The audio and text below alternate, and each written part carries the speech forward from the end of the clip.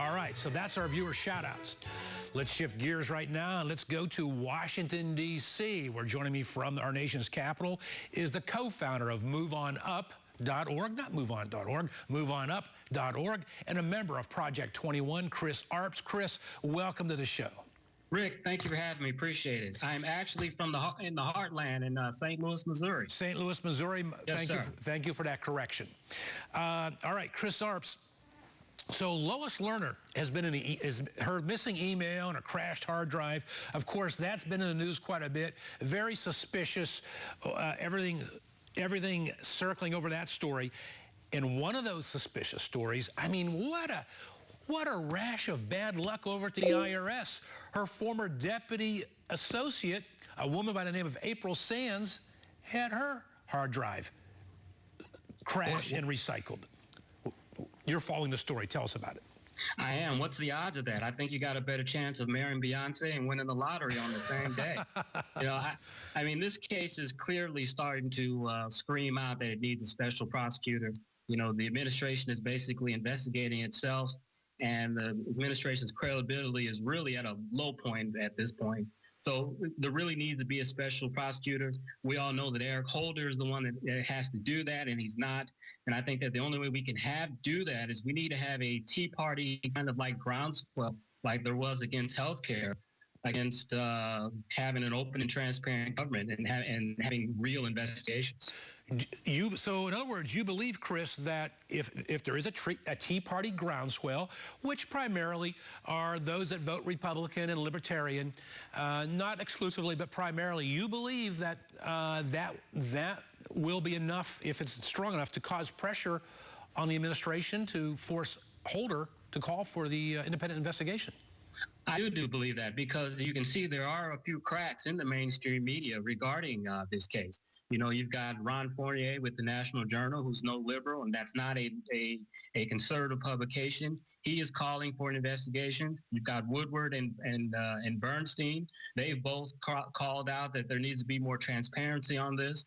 You have some other editors. You have the president's own hometown newspaper, Chicago Tribune did an editorial about a week ago saying that there needs to be a special prosecutor. So I think you're starting to see some cracks in the breach, and I think if there could be a real grassroots groundswell, those particular publications would carry it, and I think there would be too much pressure on the Attorney General not to appoint a special prosecutor. Chris Arps, I agree with you. Those cracks in the mainstream media, which you just pointed out, are important developments that should not go overlooked. All right, switching gears a second now.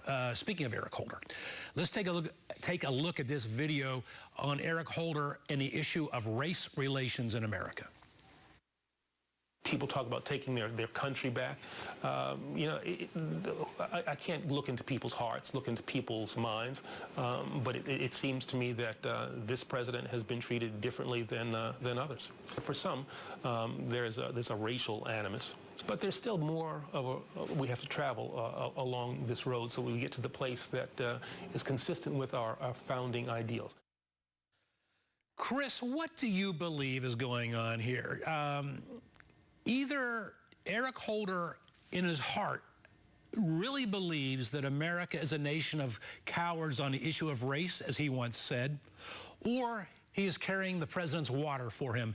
And I say that because Eric Holder, despite all his polarizing rhetoric, was appointed to a position by President Ronald Reagan. He was appointed to a position by President Bill Clinton. I would imagine, I can't look into his mind anymore, he can look into my heart, but I would imagine that a man with his track record of where he is today, he is where he is today because of his performance, because of his competence, and because of the opportunities afforded him by people of different skin color previous to this president. It's hard for me to understand how he is so hung up on race being the reason for criticism of President Obama. Well, you talk about the ultimate dog whistle, and that's something the left always tries to say that the right engages in. I mean, that's a dog whistle in itself, talking about take your country back. You know, Democrat, Republican, Libertarians, all kinds of candidates make that comment. You know, I think what we're witnessing, Rick, is the wheels are literally falling off this administration. You know, you've got high unemployment. You've got kind of a doldrums in the society. The president's polling is at a record low. And I think they are literally just trying to play the race card to try to deflect some of the blame that they're responsible for. I don't think that it's going to work because what you see with the border area, you see a lot of African Americans around the country upset for that. And you include that the president has lost 10% of his support among African Americans. He's down to 86%. I don't think that dog whistle, that dog may not hunt this time around. Very interesting. I was not aware, Chris Arps, that support has dropped from 96 to 86%.